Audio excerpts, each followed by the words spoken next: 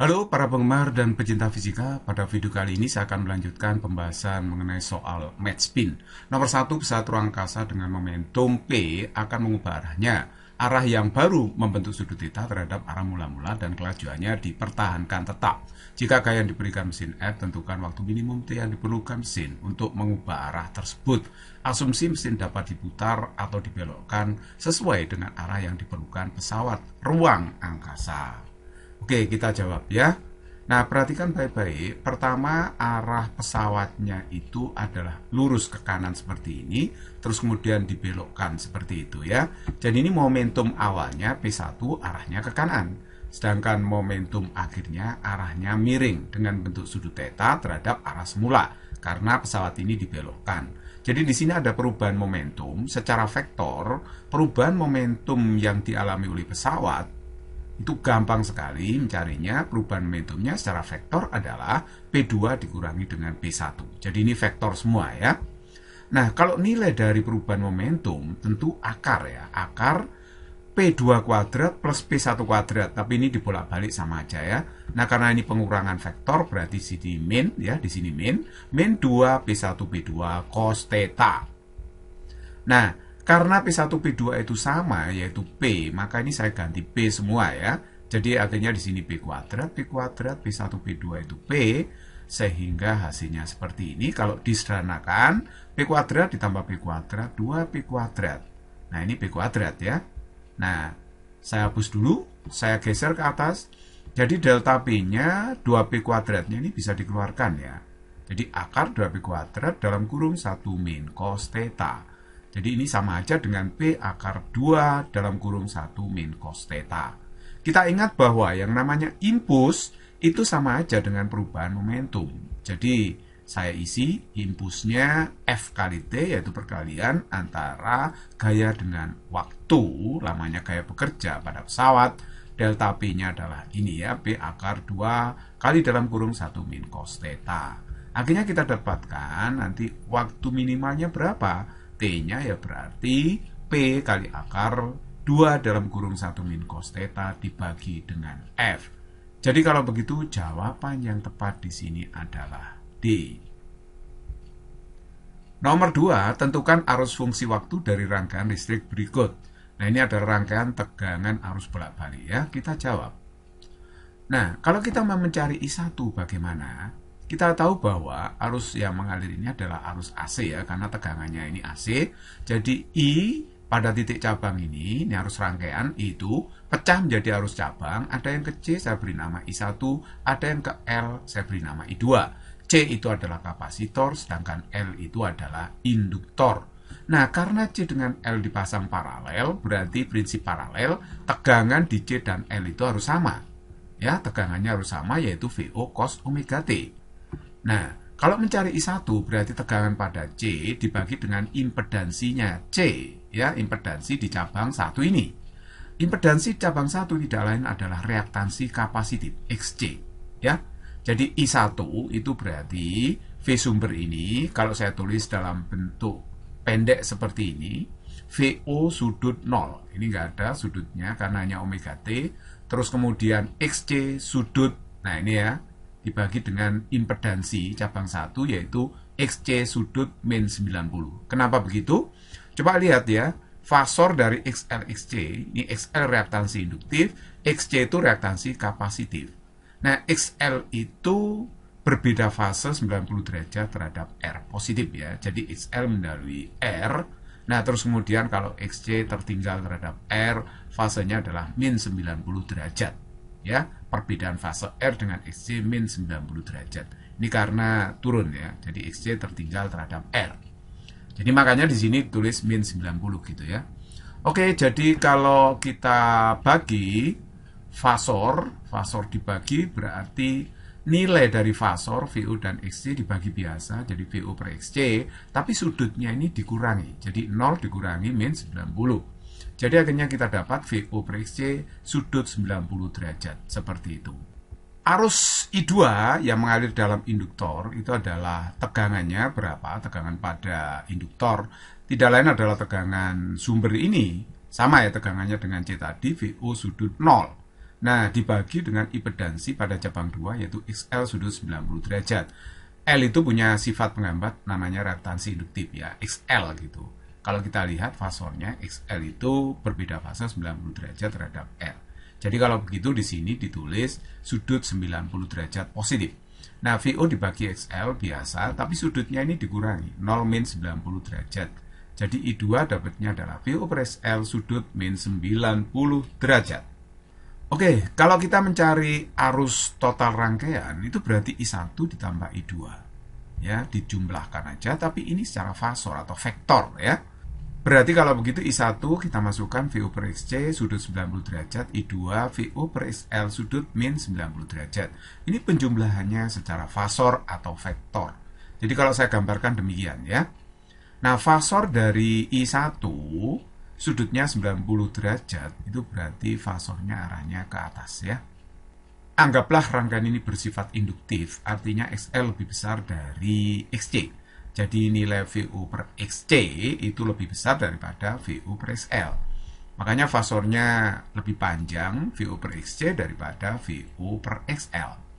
Nah, ini ada resultan. Resultannya tentu saja VO per XC dikurangi VO per XL ya. Yang besar kurangi yang kecil.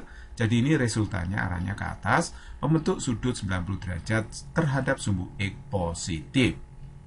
Nah, jadi kalau begitu hasil dari penjumlahannya adalah VO per XC min VO per XL ya. Sudutnya adalah 90 derajat.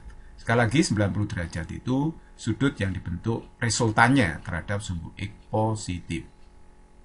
Oke. Nah, saya hapus dulu, saya geser. Nah, ini saya kembalikan ke fungsi cos lagi. Berarti kalau begitu ini VO per XC min VO per XL cos omega T plus 90 derajat. Oke. Nah, tetapi 90 derajat itu saya bisa singkat menjadi theta ya. Saya umpamakan theta aja. Jadi tetanya ini 90 derajat. Nah, oke. Terus kemudian ini saya uraikan XC itu seper omega C. Jadi sama aja dengan VO kali omega C. Ini XL omega kali L. Nah, VO per omega L ini saya keluarkan ya. Saya keluarkan sehingga yang di sini tinggal berapa ini? Omega C kali omega L, karena ini omega L-nya saya keluarkan ya. Nah, sedangkan ini jadi 1 ya kan? Oke, saya hapus dulu, saya geser. Nah, jadi kalau begitu saya dapatkan bahwa I arus rangkaian di sini adalah VO per omega L. Ini omega kali omega dikalikan kan, omega kuadrat LC atau CL sama aja min 1 cos omega T plus theta. Dengan theta nilainya 90 derajat tadi. Jadi kalau begitu jawaban yang tepat di sini adalah B. Nomor 3, suatu bola pecal bermassa M dan berjari-jari R kecil menggelinding tanpa selip pada permukaan setengah bola yang kasar dan berjari-jari R besar. R besar lebih besar dari R kecil, seperti tampak pada gambar di bawah ini. Bukan di bawah ya, di samping ini ya.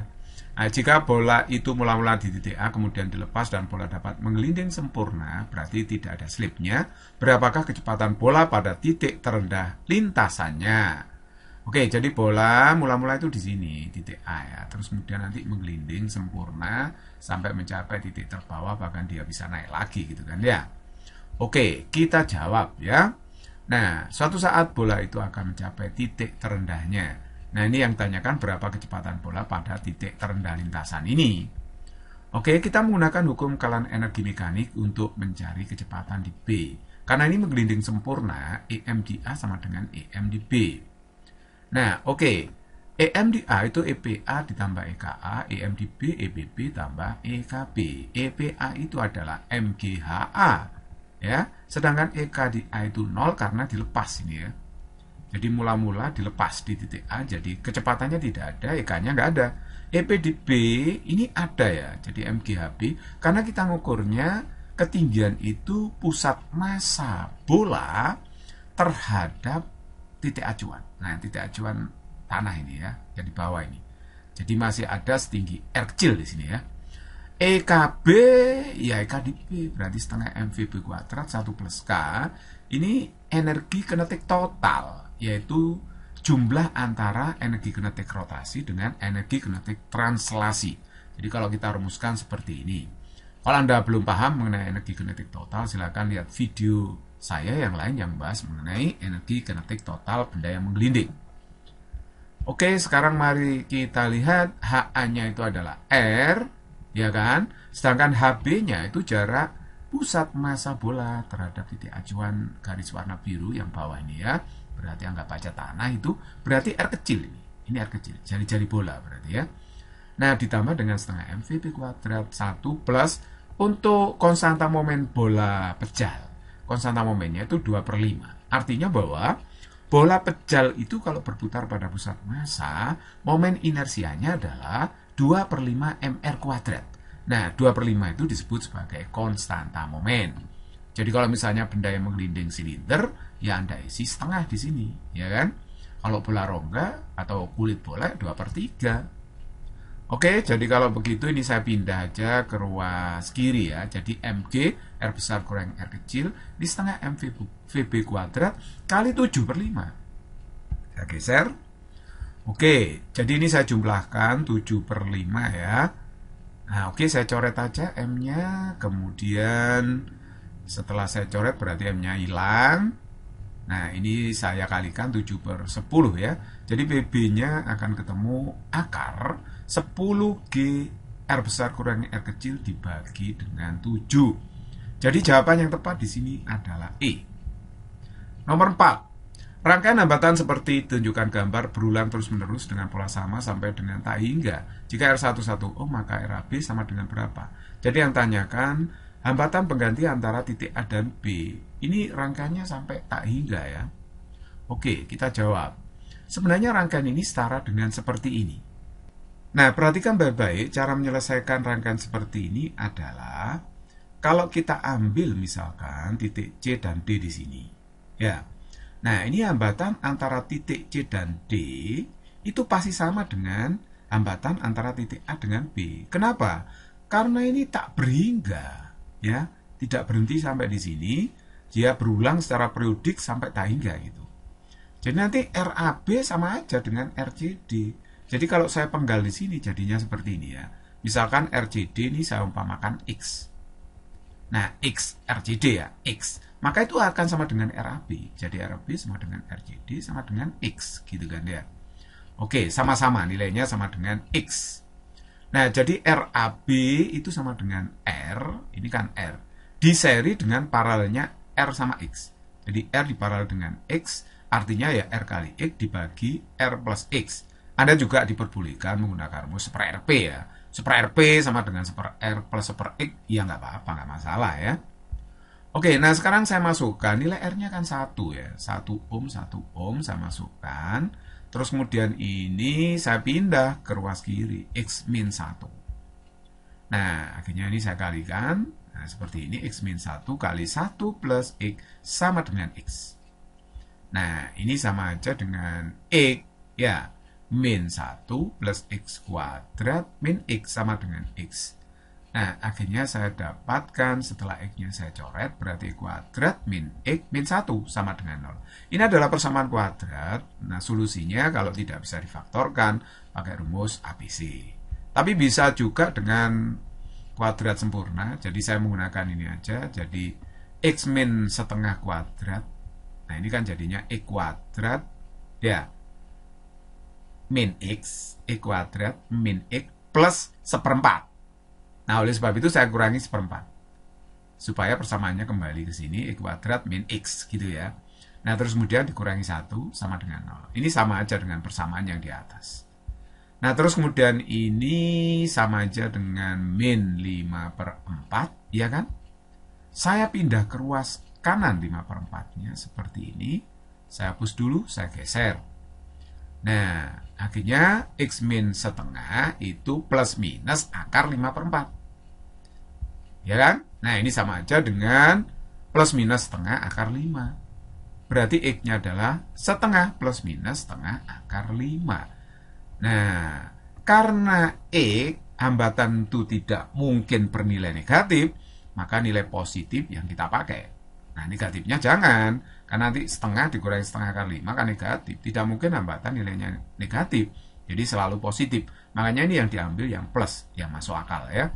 Jadi kalau begitu setengahnya ini saya keluarkan. Setengah Akhirnya dikalikan dalam kurung 1/5U. Jadi inilah nilai hambatan di antara titik A dan B itu. Music is very easy and fun.